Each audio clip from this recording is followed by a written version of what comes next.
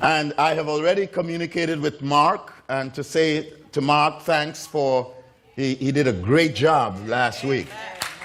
I looked at the tape, and it is, the boy is getting better. And I called him and I said, boy, you getting better. And it was just great I looked at the sermon, and he's laying down all on the floor and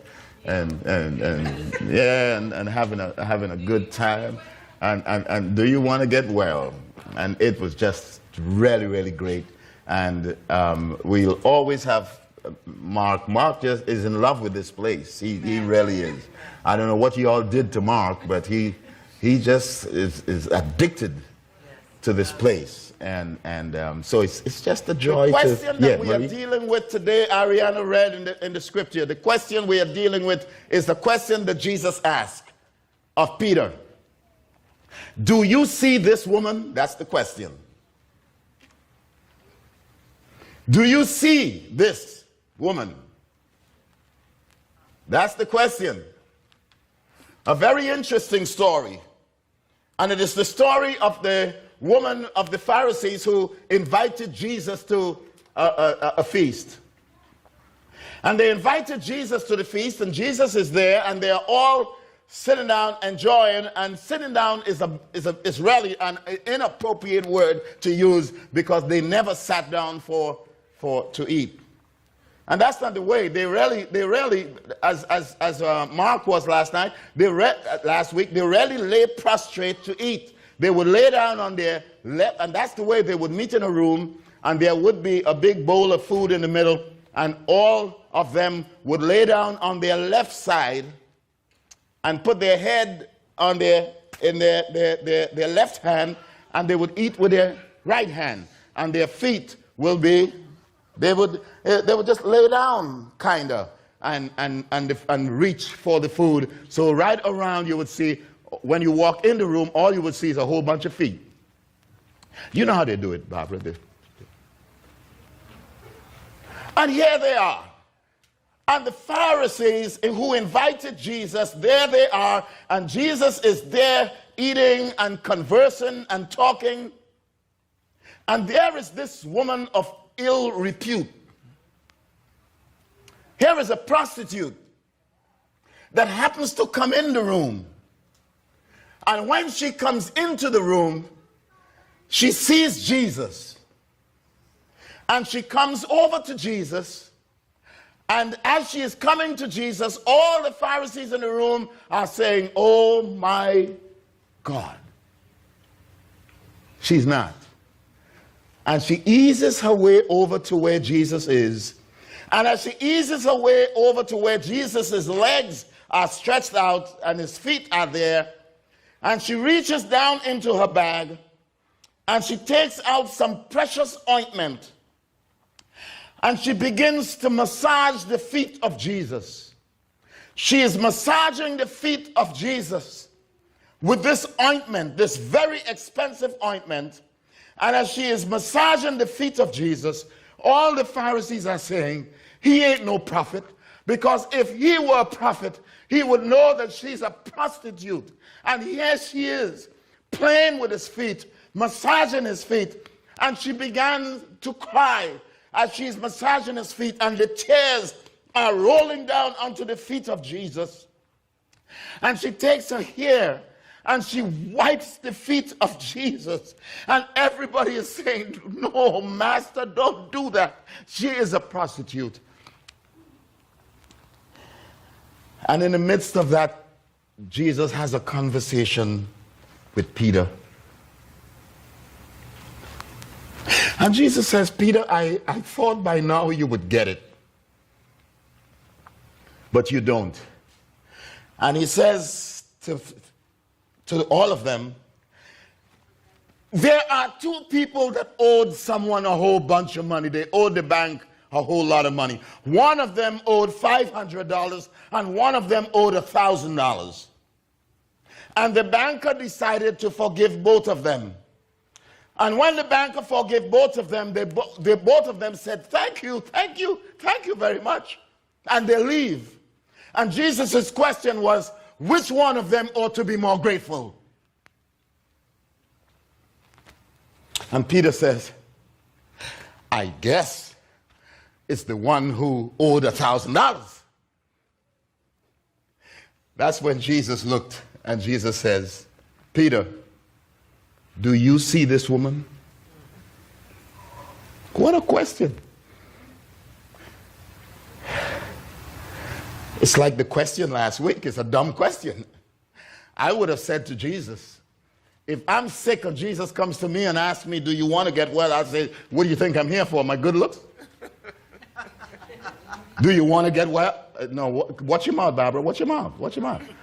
Do you want to get well? Do you want to get well? No, to me it's like, that's why I'm here. That's why I'm here. You see everybody around is ill. That's why I'm here. I'm here to get well. Well, Jesus says to Peter, Peter, do you see that woman? And Peter must have wanted to say, come on. My question is, does Peter have a sight problem? Does Peter have a problem seeing? That Jesus would say, Peter, do you see that woman? I would say, yeah, Peter. Jesus, come on. I would, Reverend Talbot, I would think, I may be wrong, but I would think that Peter was with Jesus when the leper was brought to Jesus. When the leper said to Jesus, you can heal me if you really want to. And what a great healing that was. I want to believe that Peter was with Jesus when that took place. I don't think Peter had a seeing problem. I believe that Peter was with Jesus when there were 4 guys who brought a paraplegic to Jesus, looking for Jesus. And when they brought him to the house, they realized that they couldn't get into the house. They climbed on top of the house, took the roof off, and brought this guy right down smack in the middle where Peter was right there. I don't think Peter had a seeing problem because Peter was there. Not to see a healing because Jesus didn't heal then. All Jesus looked and he says to the guy, my gosh, you have friends with all this great faith. Your sins are forgiven you. I believe that Peter was with Jesus. He didn't have a seeing problem. I believe that Peter was with Jesus when Jesus was talking to them out there on the boat, and Jesus says, why don't you launch out? Why don't you launch out into the deep? And Peter says, well, I heard we have fished all night. We have caught nothing. However, nevertheless, at your word, we'll let down the net. They cast the net and there was a whole bunch of fish. I don't think Peter had a seeing problem. I believe that Peter was with Jesus when the tax collector named Matthew came up, and Matthew was known as a thief and Matthew was known as a crook. I believe Peter was right there when Jesus looked at him and Jesus says, come on, Matthew, I know your life. I know all that you've been doing. Come on and follow me. Peter was right there. Peter didn't have a seeing problem. Peter was right there when Jesus went to the house and Peter's mother-in-law was ill. She had a fever. And Jesus healed his mother-in-law. And most theologians will tell you that's why Peter denied Christ.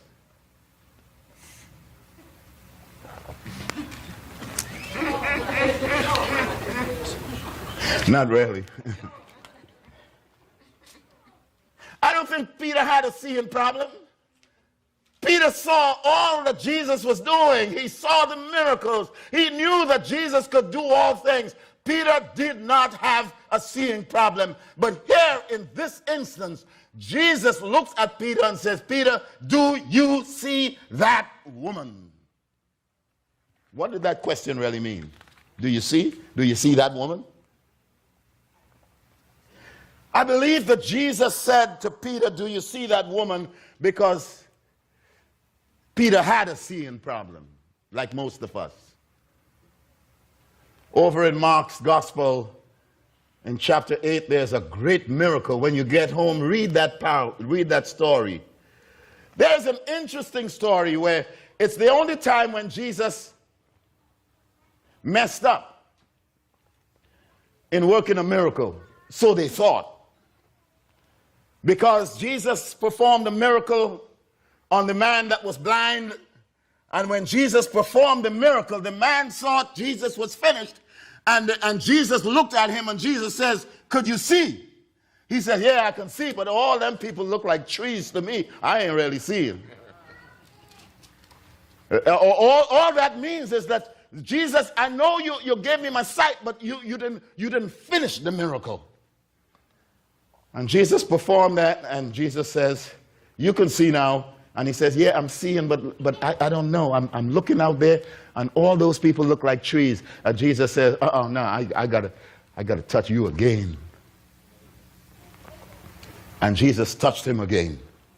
And then he says, oh, I can see clearly now. So it is with people in the church. Sometimes we can see, but we really can't see. And that's why Jesus said to Peter, do you see that woman? Do you really see that woman? I know you've been looking at her. You saw when she came in here, and you saw her wiping my feet, and you saw all of this, but do you really see that woman?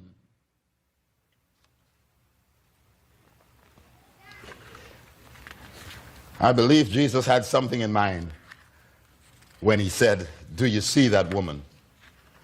I'm reminded of this woman named Edith. Edith was in college, and Edith was healthily overweight. Nobody wanted to date Edith. As a matter of fact, everybody referred to Edith as Big E.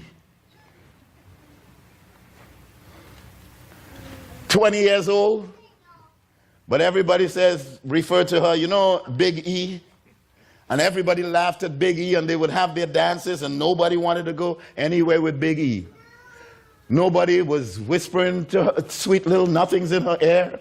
None of the guys were winking. Nobody was whistling at her.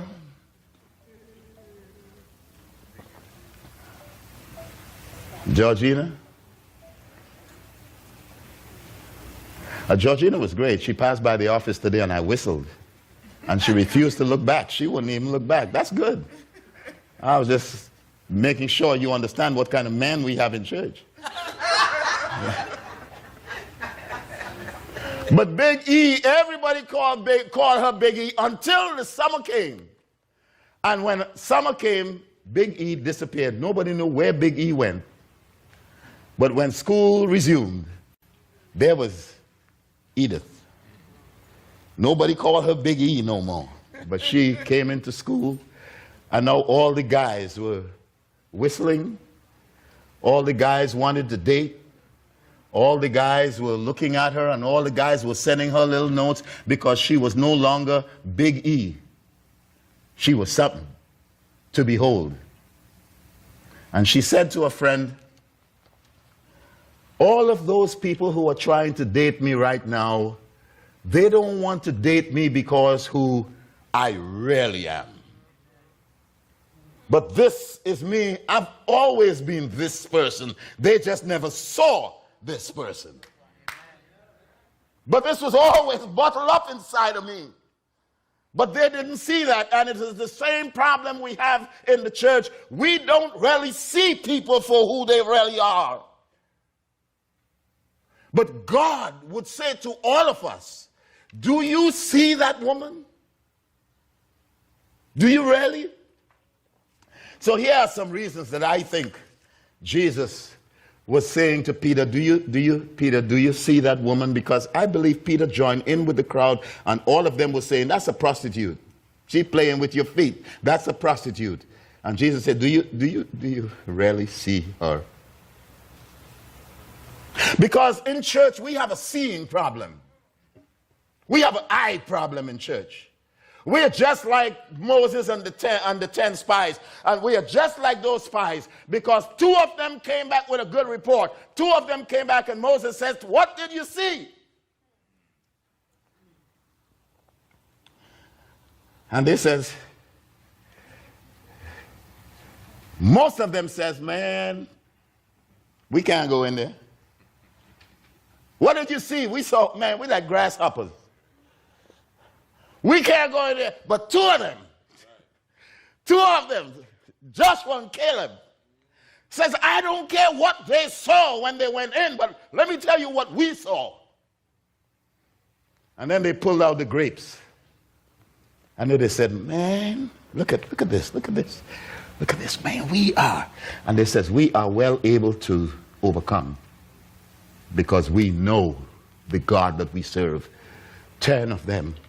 And in the church, it's the same thing. I don't know what we see sometimes, what we see in people, what we should not be seeing in people, and we condemn people because we are seeing the wrong things.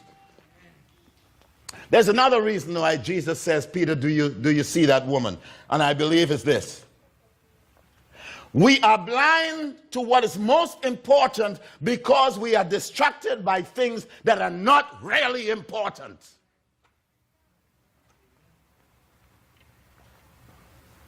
And all they were seeing, oh, she's a prostitute.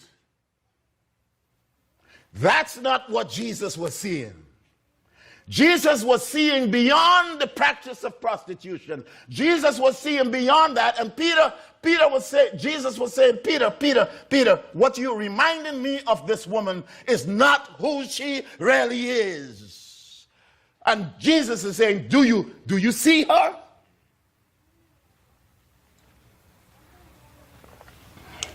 She didn't get anybody's permission to come in there. But there she was. She didn't belong in the inner circle. But there she was. And Jesus, do you see her? What do you see when you see her? As somebody who didn't get permission to come in here? Oh, we do it in church all the time. We see people come in church, and what do we really see when we see people? We see problems. She is a problem. That's what we see when we come in church, or when people come in church, when people come in the front door, we see a whole bunch of problems. God help us. What do you see?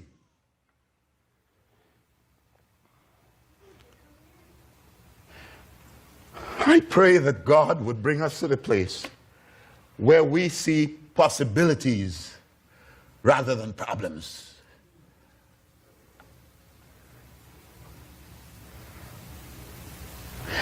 I saw in camp this week a lot of doctors and a lot of lawyers and a lot of engineers. That's what I saw. I saw in camp this week a lot of pastors. I saw in our little children, I saw this week, I just saw, and I can envision 20 years from now. Look at them, and I can remember camp this week. Ornery, disrespectful, don't care, in your face. But God help us that we can look beyond that, that we must have more than sight. We must have vision. That's why Jesus says, do you see this woman? And I saw our children this week, and by gosh, we didn't have to put any one of them out of camp. Did we almost? Joshua was there one day, we almost. We didn't have to put anybody out of camp. That doesn't mean that we didn't almost. Marie had 2 kids here. But when you look beyond the ordinary, when you look beyond and you see the potential in all of these kids, we hear the words of Jesus to Peter, do you see this child?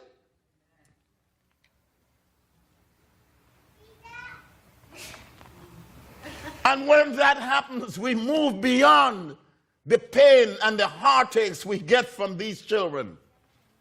And we see the great possibilities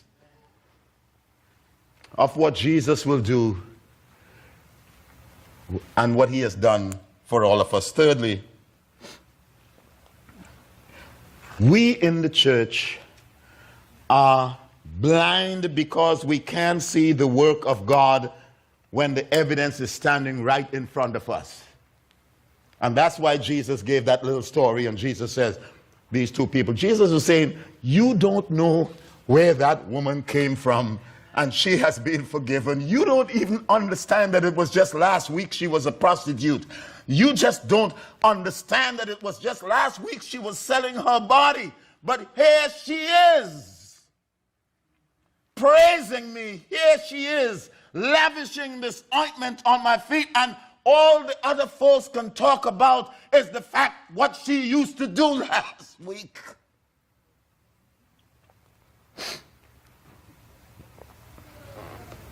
Boy,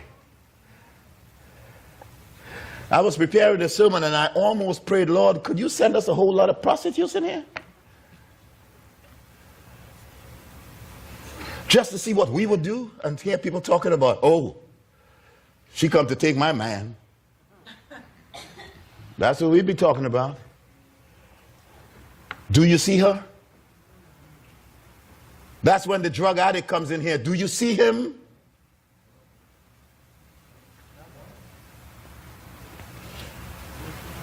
But more than anything else, Jesus was saying to Peter, Peter, she has been touched by grace, the same grace by which you yourself have been touched. That's why I'm asking you, do you see her? Because some of us think we have been touched by special grace. No, we've been touched by the same grace. Oh, man. Do you see her? Do you see her? Touched by the same grace that I've been touched by and with? That you mean Jesus touched me because, I'm special. 70 years ago, God delivered me. I'm special, very special. And I've been blessed through the years. I shouldn't even be here. But God was gracious to me. And boy, as good as God has been to me. And every now and then I meet somebody and I realize, man, gosh, God has touched them with the same grace that God has touched me with.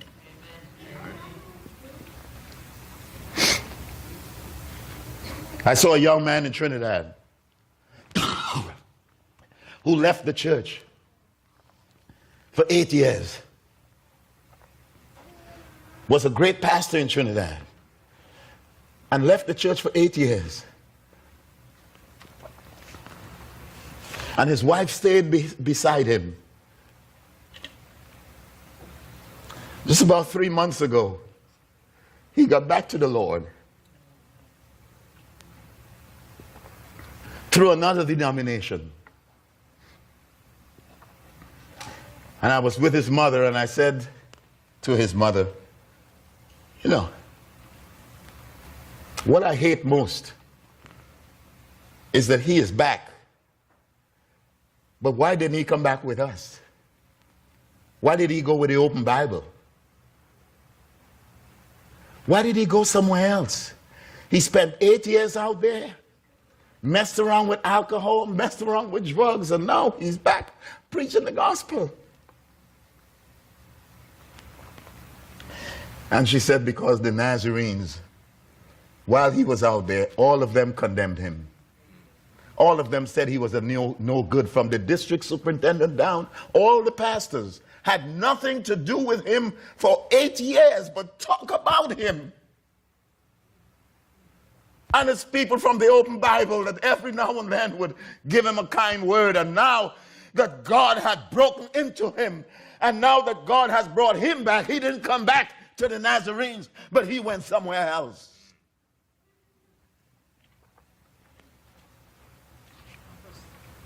Because all the Nazarenes forgot that they had been touched with the same grace that everybody else has been touched with. And it should humble all of us to understand that grace does not discriminate.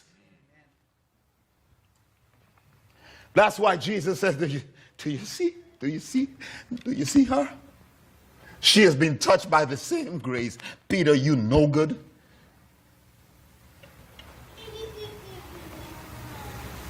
You've been touched by the same grace.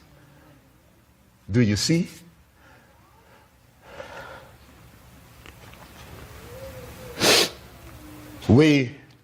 Peter says, Jesus says, do you see that woman? Because Jesus was saying that we are blind to our own navel-gazing self-righteousness.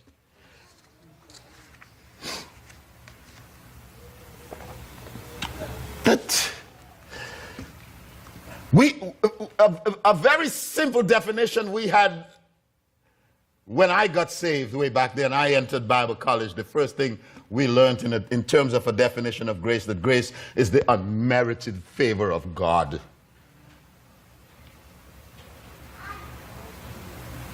Might be a primitive definition, but it's that I got a hold of this very early. That grace is that application of God in our lives that we don't really deserve and we didn't work for. How we can show off with something that we didn't work for. Oh my God, grace touched us and we didn't deserve it, but grace touched us. And Jesus is saying to Peter, do you see that woman? She's touched by that grace.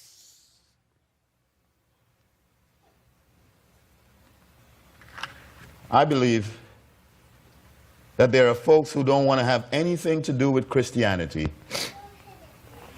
because we don't see.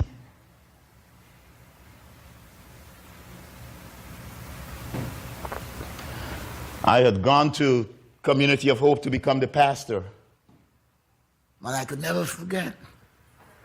I started doing ministry as the pastor of that church at a home with some women who had lost their children, because some of them because of drug abuse, some of them because, circumstances beyond their control, but they had all lost their children, and 26 of them were living in a home. And I started a ministry there. And once a month, I worked out contractually where once a month they will come to church. And it so happened that they came to our church the same weekend that the government allowed them to have their children. And when that bus pulled up and I saw all these women coming to church, I was glad at first, and then I looked behind and I saw a long trail. 25 children coming to church. Children who were in an orphan home, children who had no discipline whatsoever.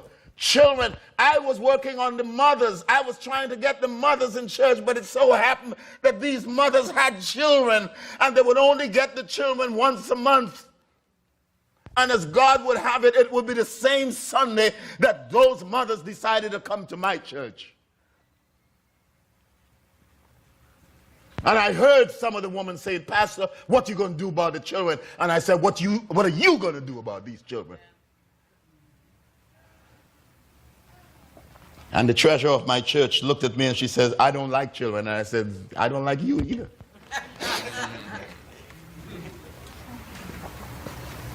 And she says, I'm leaving this church until you do something with those children. And when you do something with these children, then you can call me and I'll come back to church. And I said, to hell with you.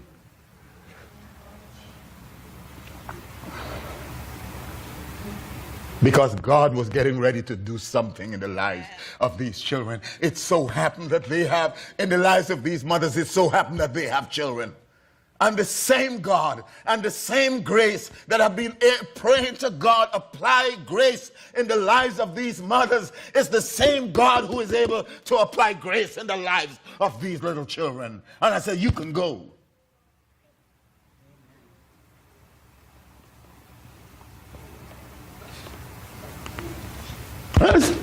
She never came back. But it's out of these children that today we have lawyers and we have doctors. Out of these same children that were coming all through the country, touched by God's grace. Do you see this woman? Do you see this child? I got a call one day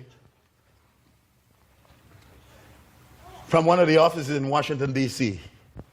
And a young lady called me and she said, "Are you Oliver Phillips?" I said, "Yeah, I am." She says, "You the pastor of the church now?" "Yeah." "Tommy is you the pastor?" I said, "Yeah." She says, "I have a whole lot of stuff. I work in an office and I have a whole lot of stuff. I need to give it away. And could I give it to you? And I said, "Sure." I didn't know what it was. And I got down there as quickly as I could, and she told me the story. She says, "You know, I was one of the women staying in one of your apartments.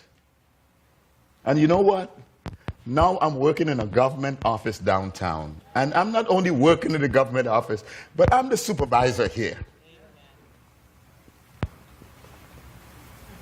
And we have a whole, and those were the days of fax machines. And she says, we have a whole lot of fax machines that the government, we are getting rid of some 12 fax machines. But I is the supervisor here.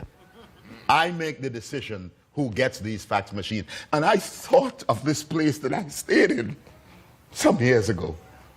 And that's why I'm calling. She said, "I remember you. You had just gotten there." But she said, "I'm the supervisor down here. I'm the big honcho. I make the call. And I just wanted to give you 12 fax machines, touched by the same grace that touched me." Do you see that woman? Do you see her? Do you see that man?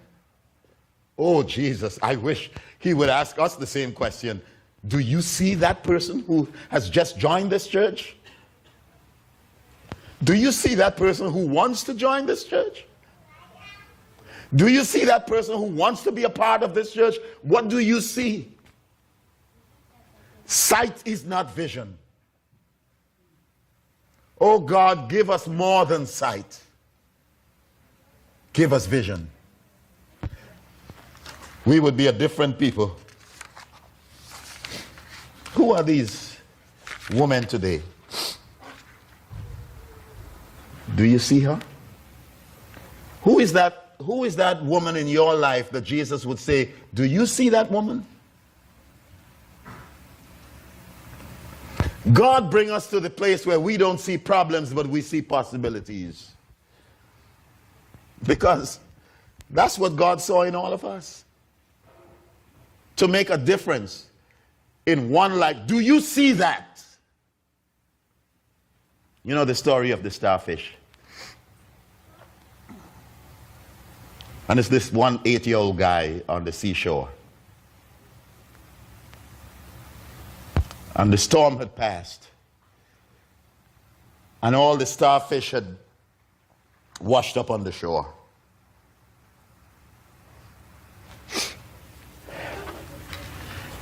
And this young 8-year-old boy is taking all the starfish one by one as they wash up. And he's taking them and he's rescuing them by throwing them back into the water. Until this old sage came by and said, "Boy, what are you doing?" He says, "I'm throwing the starfish." And the old sage said, "You don't think that you will make a difference? There are thousands of starfish washed up on this shore.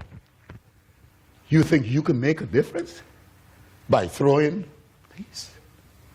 And he says, "Yes, I can make a difference with this one starfish that I can throw back."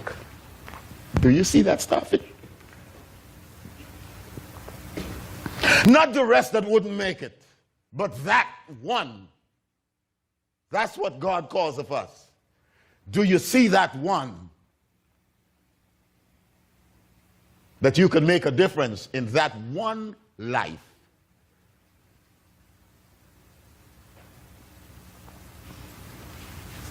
Because somebody is looking at you And you are the only Bible that somebody will read. There is somebody that will never read a Bible, but you are the only Bible that they will ever read. What are you going to have them read? Do you see that woman?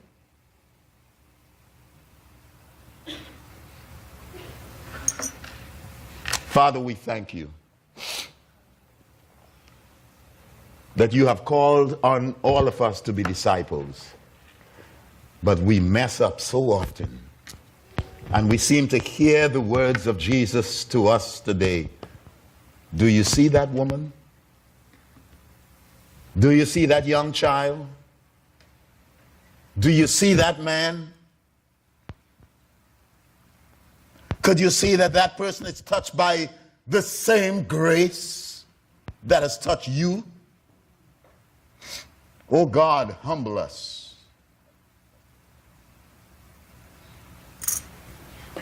Open our eyes that we might see beyond the problems, beyond the obvious challenges. Open our eyes that we may see the possibilities of what God can do in every life that comes through this church. So precious. So precious. And we thank you. Open our eyes today, Lord.